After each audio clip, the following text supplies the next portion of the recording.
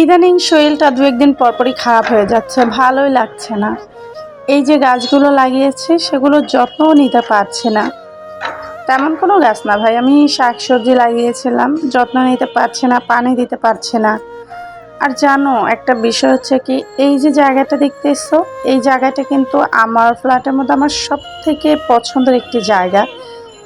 এখানে বসে আমি মাঝে মধ্যে কফি খাই আর প্রকৃতি দেখি। এই জায়গা থেকে এত সুন্দর একটা ভিউ আসে, এত ভালো লাগে। কিন্তু বিশ্বাস করো, এই যে দেখাচ্ছি আমি তোমাদেরকে ভালো করে, এই যে বাড়ির নিচে দেখতেছো, আমাদের বাড়ির পাশেই হচ্ছে একটি মাজার আছে। আর এই মাজারে কালকে হচ্ছে প্রচুর পরিমাণে গান বাজনা হয়েছে। মাজার বলতে একজন মানুষের কবর আর কি। আগে তো আমি মাজার বলতে শুধু মাজার মানে ফুল টুল দেয় এটা বুঝতাম। মাজার যে কবরকে যে তারা মাজার বানিয়ে এসব গান বাজনা করে সেটা আমি জানতামই না। তো কালকে শুনলাম যে কবরকেই তারা মাজার বানিয়ে রাখে এবং তারা সেই কবরের সামনে বসে গান বাজনা করে।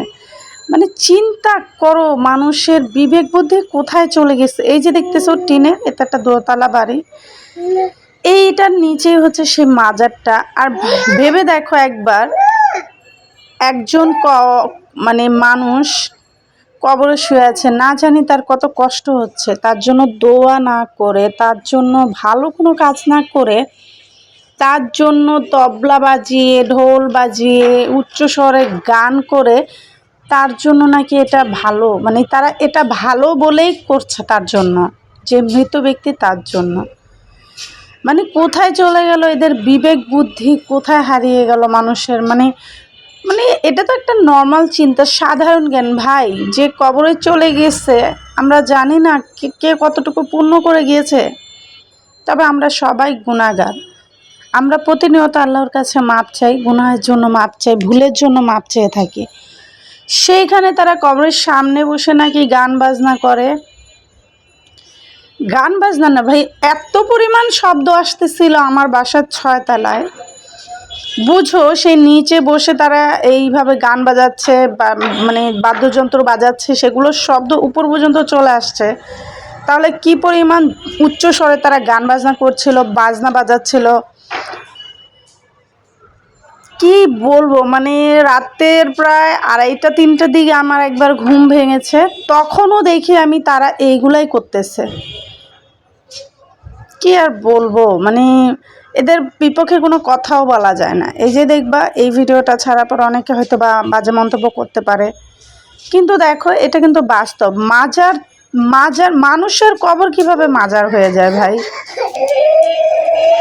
আরেকজন মানুষের কবরের সামনে বসে গান বাজনা বাজানো, বাদ্যযন্ত্র বাজানো, কতটা মানে জ্ঞান বুদ্ধির কাজ আমি বুঝি না।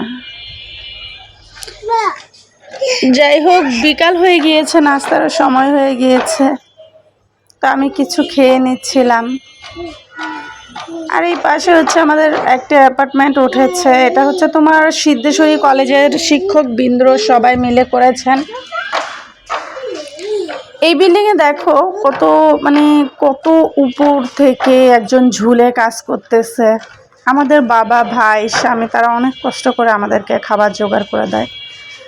অবশ্যই নিজের ঘরের যে পুরুষ আছেন তাকে সম্মান করুন, সে আপনার বাবা, ভাই, স্বামী যেই হোক না কেন, তাকে সম্মান করুন। তার জন্যই আমরা ঘরে বসে 2-4টা খেতে পারি।